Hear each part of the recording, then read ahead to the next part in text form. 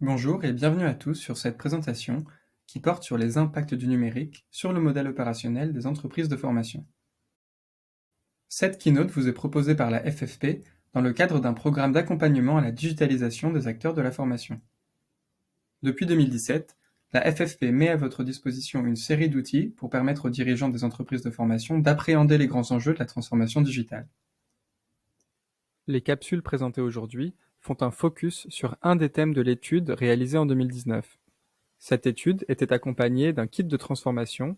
Les deux sont accessibles sur le site du PIA ou sur ffp.org. L'ensemble des outils d'accompagnement à la digitalisation s'inscrit dans le cadre du projet La formation digitale au service de l'employabilité et de la compétitivité, porté par la FFP et Acto, et lauréat du programme d'investissement d'avenir. L'objectif est ici de vous accompagner dans votre réflexion, d'abord sur votre positionnement au sein de la chaîne de valeur de la formation, ensuite sur les éléments clés qui constituent votre modèle opérationnel afin de les faire évoluer. Nous allons réaliser ce travail d'abord à travers cette présentation qui vous donnera du contexte et des pistes de réflexion, ensuite à travers un kit d'exercices à réaliser de votre côté en équipe afin d'analyser et rendre plus performant votre propre modèle opérationnel. Ces deux temps sont indépendants, n'hésitez pas à passer directement à la partie exercice si vous vous sentez à l'aise avec le sujet. Voici les grandes questions que nous allons aborder lors de cette présentation. D'abord, comment est-ce que la nouvelle chaîne de valeur de la formation évolue? Ceci est un rappel de l'étude précédemment réalisée. Ensuite, quels impacts ces évolutions ont-elles sur le modèle opérationnel des entreprises de formation? La troisième question porte sur les exercices eux-mêmes, c'est-à-dire comment décomposer son propre modèle opérationnel afin de l'analyser. Enfin, sur quels éléments de son modèle opérationnel une entreprise de formation peut-elle travailler afin soit de réduire ses coûts, soit de dégager davantage de valeur. Avant la révolution numérique, une entreprise de formation était dite intégrée, c'est-à-dire qu'elle assurait toutes les étapes et possédait toutes les compétences nécessaires à la construction ou la délivrance des formations. Ces compétences constituaient l'avantage compétitif de ces entreprises.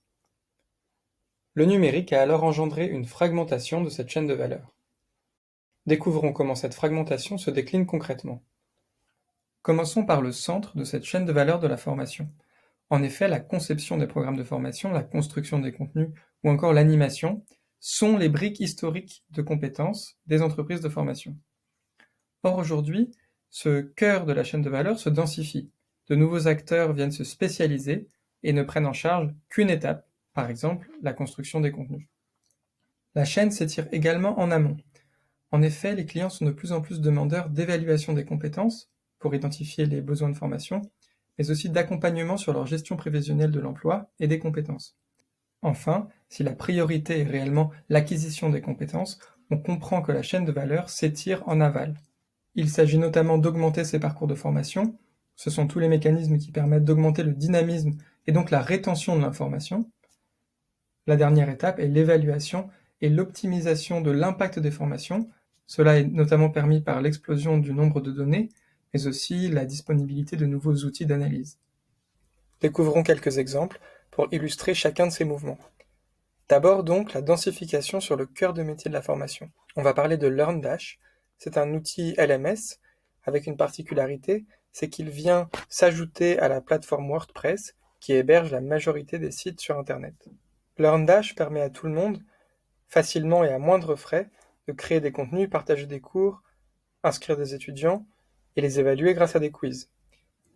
L'enseignement clé ici est le suivant. Ce qui constituait autrefois la valeur ajoutée des entreprises de formation, c'est-à-dire la conception des programmes de formation jusqu'à l'évaluation des apprenants, devient accessible au plus grand nombre. Cela a une double conséquence. D'abord, de réduire la taille du marché. En effet, les entreprises commanditaires, les clients, sont autonomisés et peuvent eux-mêmes créer leur propre formation. La deuxième conséquence est d'intensifier la concurrence en réduisant les barrières à l'entrée. Les formateurs indépendants ont eux aussi accès à ces nouveaux outils, à ces briques de compétences qui étaient autrefois réservées aux entreprises de formation traditionnelles. Pour illustrer le mouvement d'étirement en amont de la chaîne de valeur, intéressons-nous à LearnAssembly. LearnAssembly était à l'origine une entreprise de formation classique. Mais progressivement, elle a su enrichir son offre en remontant notamment sur la chaîne de valeur. Elle propose désormais de former les responsables de la formation au numérique, mais aussi d'aider à recruter ces mêmes responsables de formation. On peut donc retenir que le cœur de métier d'une entreprise de formation n'est pas figé dans le temps. Learn Assembly a su s'adapter aux besoins de ses clients en remontant sur la chaîne de valeur. Par ailleurs, on voit que l'expertise pédagogique initiale a donné une légitimité à cette entreprise de formation pour devenir prescriptrice sur tous les sujets ayant trait au développement des compétences, et ce, quelle que soit l'étape sur la chaîne de valeur. Pour conclure cette première partie, regardons Edcast. Cette entreprise de formation a su devenir un des leaders de la formation dans le monde. Elle s'est transformée en plaçant le logiciel au cœur de son modèle. La première promesse clé d'Edcast est de pouvoir adapter le contenu de formation aux apprenants. Elle s'appuie sur une intelligence artificielle, ainsi que de gros volumes de données, pour personnaliser l'apprentissage. De plus, Edcast promet d'accompagner chaque collaborateur dans son quotidien et tout au long de son parcours dans l'entreprise. En effet, Edcast s'intègre directement dans les outils de travail de l'entreprise tels que Slack, la messagerie instantanée au sein de l'entreprise, ou Salesforce, le CRM le plus populaire. Les contenus de formation apparaissent ou sont suggérés à des moments clés de la vie de l'employé. Pourquoi est-ce que ce cas Edcast nous intéresse? Tout simplement parce que le rôle de l'entreprise de formation n'est plus de délivrer une formation dans un temps et un lieu donné. On voit que c'est l'acquisition de compétences qui est au cœur de la promesse qui devient le seul indicateur pertinent à suivre. Edcast peut tenir cette promesse grâce au logiciel et à l'utilisation des données. Ainsi, la formation s'inscrit sur le long terme, dans le travail, et peut s'adapter aux besoins en continu afin d'assurer cette acquisition des compétences. Nous avons vu en quoi la chaîne de valeur de la formation était fragmentée. Nous allons maintenant nous poser la question, quel impact cela a-t-il sur le modèle opérationnel des entreprises de formation? Notons d'abord une première conséquence. Un nouveau paysage se dessine et les entreprises de formation semblent faire face à une concurrence accrue. Au-delà des entreprises de formation traditionnelles, nous avons de nouvelles entreprises de formation, soit des nouveaux acteurs qui se placent sur un créneau précis de la chaîne de valeur, ou alors, comme nous l'avons vu dans l'étude, des cabinets de conseil ou les GAFA. En plus des LMS, des outils très spécialisés apparaissent également. Par exemple, WooClap est une start-up belge avec un outil très simple qui permet de rendre interactives ses présentations à l'oral. Enfin, on a des modèles hybrides, des entreprises de formation qui développent également des outils propriétaires. La problématique pour les entreprises de formation est donc la suivante: comment trouver sa place dans ce nouveau paysage? Comment transformer son modèle opérationnel pour rester compétitif? Le numérique peut justement faire office de levier de transformation de son modèle opérationnel. Nous allons voir comment le numérique permet de mieux délivrer ses contenus, ensuite comment le numérique permet de standardiser ses opérations, enfin comment le numérique permet de diversifier son activité, c'est-à-dire transformer ses centres de coûts en centres de profit. Comment est-ce que le numérique permet de mieux délivrer ses contenus? Comme on l'a vu dans le modèle traditionnel, l'entreprise de formation est intégrée. Elle opère la plupart des étapes de sa chaîne de valeur, de la production du contenu jusqu'à sa distribution. Aujourd'hui, le numérique met à disposition des entreprises de formation d'abord des outils, mais aussi des partenaires pour créer de la valeur plus facilement et à moindre coût. Donc d'un modèle où il faut tout faire tout seul, on passe à une logique écosystémique, une logique partenariale. Chaque entreprise de formation peut désormais se concentrer sur son cœur de métier, ses compétences clés. Le numérique peut aider à mieux délivrer ses contenus à plusieurs égards. D'abord, en amont, il permet de mieux le construire. Ensuite, sur le contenu lui-même, il permet de le rendre plus interactif, plus impactant. Enfin, sur la distribution, le numérique permet notamment de passer à l'échelle. Si Uber n'est pas une entreprise de formation, nous avons choisi d'explorer ce cas parce qu'il illustre très bien cette problématique de passage à l'échelle, mais aussi parce que Uber Mexique a fait face aux mêmes problématiques qui peuvent se présenter aux entreprises de formation. Lors de son lancement au Mexique, Uber organisait des sessions en tête-à-tête avec chacun de ses chauffeurs. Mais le nombre de chauffeurs connaissait une croissance exponentielle. Uber a d'abord décidé d'organiser des sessions de 60 à 100 personnes, avant de se rendre compte que la situation n'était pas viable à long terme.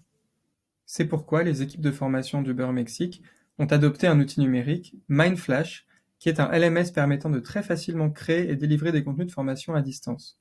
En particulier, Mindflash leur a permis de très rapidement digitaliser le contenu qu'ils avaient déjà. Il suffit de télécharger le PowerPoint issu des formations présentielles, d'ajouter une voix off. Enfin, Uber a rajouté des quiz pour s'assurer de la rétention du contenu. Que retenir de ce cas? D'abord que Uber a su reconnaître le moment où il faisait face à un défi opérationnel. Ensuite, que c'est le numérique qui a permis de résoudre ce problème de passage à l'échelle. En 3 mois après la transformation des contenus présentiels en contenus à distance, plus de 13 000 parcours avaient été complétés. En poussant cette logique, Le numérique est même un levier pour standardiser son modèle opérationnel. Nous avons vu dans le cas précédent que l'utilisation la plus évidente du numérique était de digitaliser ces contenus existants et de les distribuer par de nouveaux canaux. Pour autant, aujourd'hui, c'est le modèle opérationnel dans son ensemble qui peut être standardisé. Du moins, le numérique permet d'automatiser certaines tâches à moindre valeur ajoutée. Illustrons ce mouvement grâce à 2 exemples. Le premier exemple est celui du wagon. Le cœur de son offre consiste en un programme de 9 semaines en présentiel pour apprendre à coder. Pour autant, au-delà de la qualité de la formation, la réelle clé du succès pour le wagon a été l'automatisation et la standardisation de son modèle. Le wagon a d'abord totalement standardisé son programme et son contenu de formation. De plus, l'entreprise a développé une plateforme numérique propre qui permet à n'importe quel professeur, souvent des alumni, de mettre en place une formation le wagon rapidement et à moindre coût, et ce partout dans le monde. On peut retenir de ce cas que la digitalisation de la formation ne se résume pas à la digitalisation de ses contenus, ou de la transformation de ses modes de distribution. Le wagon mise toujours sur le présentiel, mais grâce au numérique, il a su rendre son modèle profitable en standardisant plusieurs de ses aspects clés. Bien sûr, il n'est pas toujours nécessaire de transformer tout son modèle. Certains outils numériques permettent aux entreprises de formation de standardiser certains process qui prennent du temps ou qui sont particulièrement coûteux. Un de ces outils est Loris. Cette application à destination des entreprises de formation permet par exemple de publier une annonce pour trouver un formateur indépendant ou encore de faire signer les feuilles d'emmargement à travers une interface simple. Ces petites solutions pratiques, facilement implémentables, doivent vous permettre de vous concentrer sur votre cœur de métier. Avant de vous présenter les exercices de l'atelier, voyons enfin comment le numérique constitue un levier pour diversifier ses sources de revenus, c'est-à-dire transformer ses centres de coûts en centres de profit. En effet, dans le modèle traditionnel de la formation, certains segments de la chaîne de valeur comme la création du contenu, l'animation ou la location de salles constituent des centres de coûts incompressibles. Aujourd'hui, les entreprises de formation peuvent ouvrir leurs actifs aux autres afin de créer davantage de valeur. L'objectif est donc bien de transformer ces centres de coûts en centres de profit. Comment cela fonctionne-t-il concrètement? Une fois n'est pas coutume, les GAFA, ces géants du numérique, ont ici montré la voie. Amazon en particulier a su faire d'un centre de coûts une activité générant la majorité de son chiffre d'affaires aujourd'hui. À la fin des années 90, Amazon était une plateforme de e-commerce en pleine croissance. L'architecture informatique essayait tant bien que mal de suivre la cadence, et Amazon était parfois obligé de s'appuyer sur des fournisseurs externes. Mais entre 2000 et 2006, toujours pour faciliter ses process internes, Amazon a construit ses propres serveurs et son architecture de gestion de données. En 2006, justement, les dirigeants d'Amazon se sont réunis pour identifier les briques de compétences clés de l'entreprise.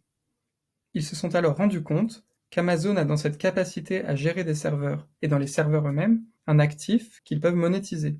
C'est la naissance du service cloud Amazon Web Services, et cette entité a généré plus de 10 milliards de dollars au premier semestre 2020.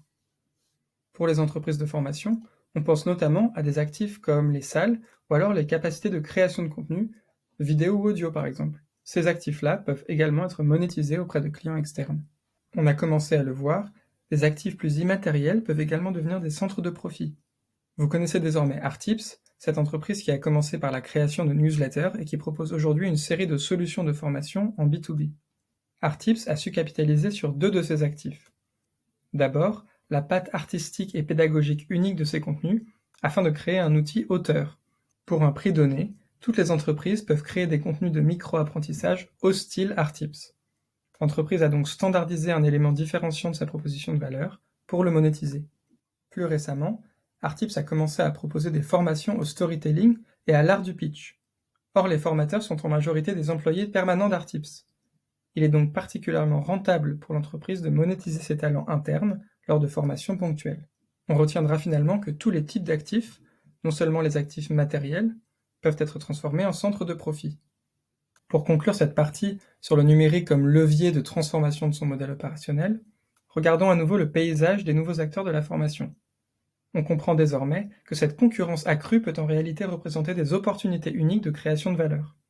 Toute entreprise de formation peut ainsi utiliser des outils numériques ou s'appuyer sur des partenaires externes pour alléger son modèle opérationnel et donc se concentrer sur ses briques de compétences différenciantes.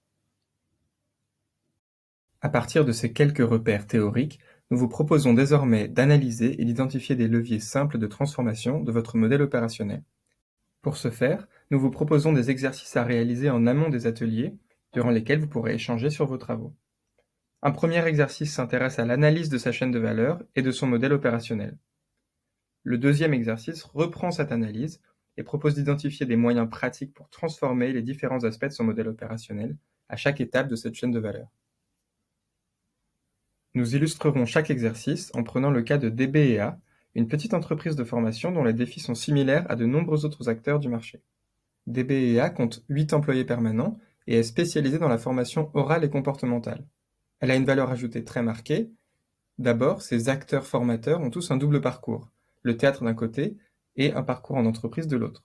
L'autre élément marquant de l'ADN de DBEA est l'utilisation de la psychologie positive comme support théorique des contenus de formation. Aujourd'hui, DBEA fait face aux mêmes défis opérationnels que de nombreuses entreprises de formation, et tout particulièrement pendant la crise du Covid, puisqu'une grande majorité de leur formation était réalisée en présentiel. Mais découvrons tout de suite le premier exercice. Ce premier exercice est découpé en 2 temps. D'abord, il consiste à reconstruire sa propre chaîne de valeur, c'est-à-dire noter toutes les étapes qui entrent en jeu pour délivrer ses offres. Ensuite, nous vous proposons d'apposer à ces différentes étapes des critères d'analyse, des éléments de catégorisation. Regardons les supports d'exercice, ce sera plus clair.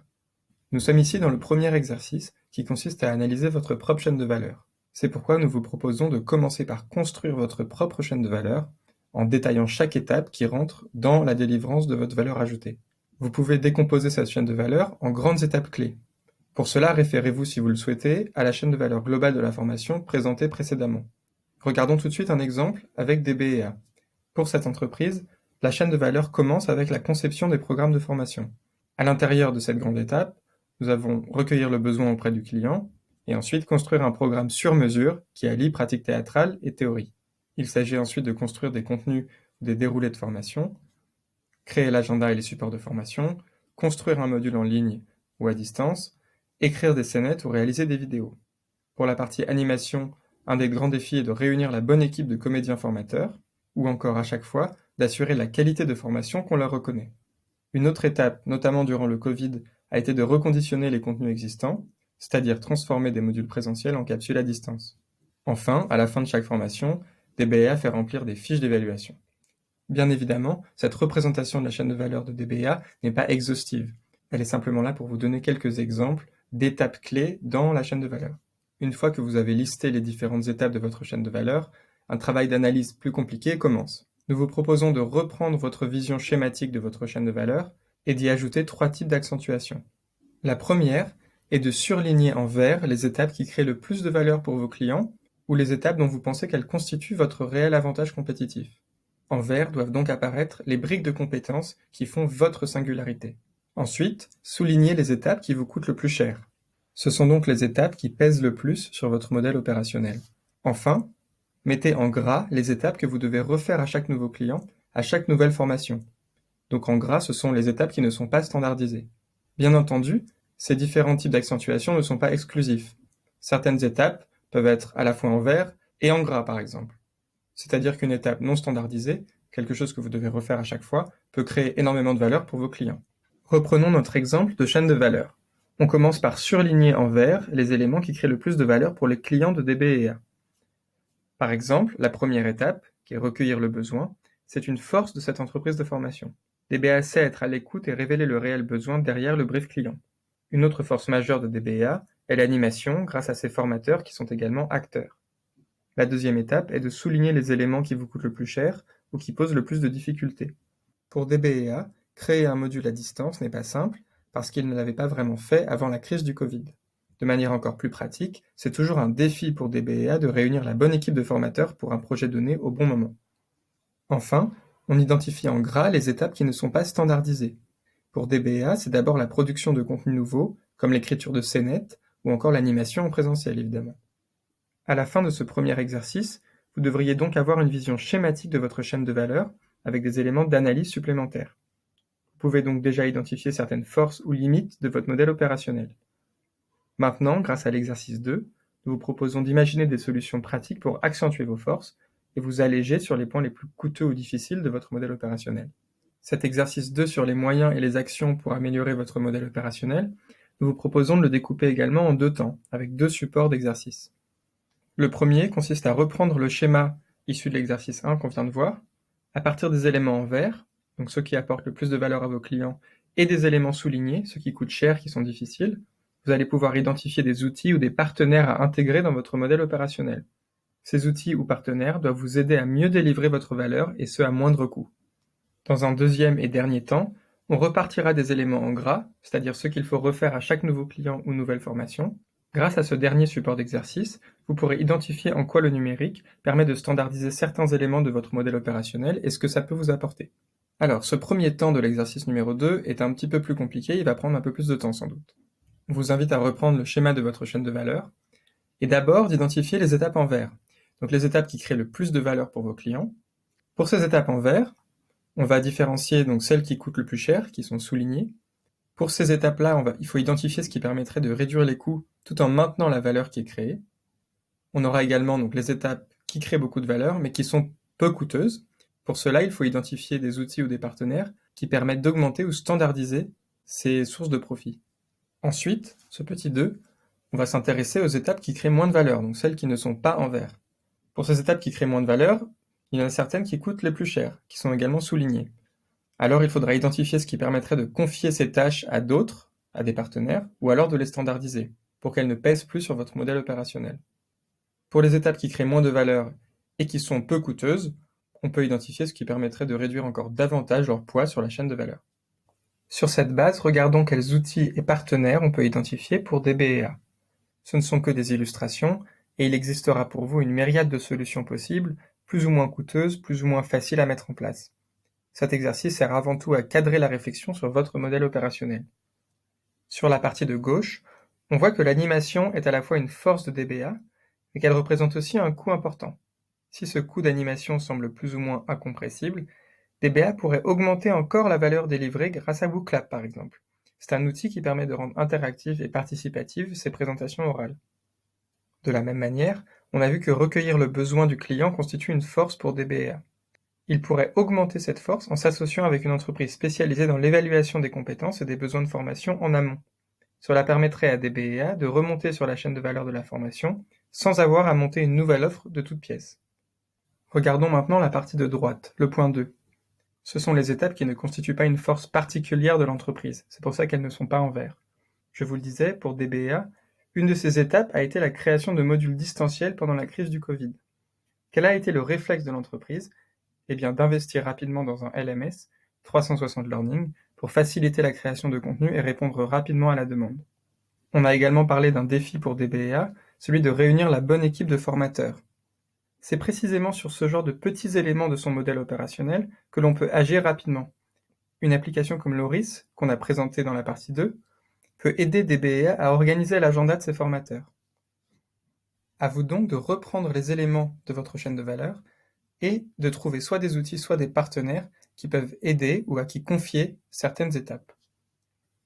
Découvrons maintenant le dernier temps de ce deuxième exercice. Lors de l'exercice 1, vous avez mis en gras les éléments de votre chaîne de valeur qu'il faut refaire à chaque nouvelle formation ou à chaque nouveau client. D'abord, notez donc chacun de ces éléments non standardisés dans la colonne de gauche, dans la colonne qui dit « Aujourd'hui, je dois refaire ». Ensuite, déterminez comment le numérique pourrait vous aider à les standardiser, du moins en partie. C'est la colonne « Grâce au numérique, je pourrais ». Enfin, dans la colonne de droite, évaluez les gains opérationnels que cela vous apporterait. À noter ici, cet exercice reprendra certainement des éléments ou des solutions que vous avez déjà abordés lors des exercices précédents. Ce support est simplement un zoom sur la question de la standardisation. Voyons comment notre entreprise d'illustration, DBEA, pourrait remplir ce support. La première tâche que DBEA n'a pas standardisée, c'est la création de l'agenda de formation ou des supports de formation. Comment est-ce que le numérique pourrait aider ? Eh bien, DBA pourrait utiliser un outil comme Notion. Cet outil permet de bien gérer l'information que l'on a et de centraliser les contenus. Ainsi, chaque formation pourrait être divisée en briques qu'il suffira ensuite d'assembler à chaque nouvelle formation. Cela permettrait à DBA de gagner du temps en piochant dans cette boîte à outils de contenu existant. Pour l'écriture de scénettes ou de réalisation de vidéos, DBA pourrait aussi utiliser un outil très simple comme Movely C'est un outil qui permet de créer des vidéos très facilement avec des illustrations et du texte. Ainsi, si les budgets sont serrés, cela permettra à DBA d'éviter une grosse enveloppe pour la vidéo. Enfin, dans le contexte du Covid, DBA est de plus en plus amené à créer des contenus de formation à distance. Pour standardiser cette étape, DBA pourrait créer des modèles au sein de 360 Learning. Ainsi, il suffirait d'ajouter le contenu, le fond, dans chaque nouvelle capsule, mais la forme serait déjà établie. Si ça n'automatise pas le process entier, cela peut accélérer le processus de création. On voit bien qu'on peut standardiser seulement certains éléments de son modèle de valeur. Nous arrivons au terme de cette présentation. Merci de votre écoute, de votre attention et bonne journée.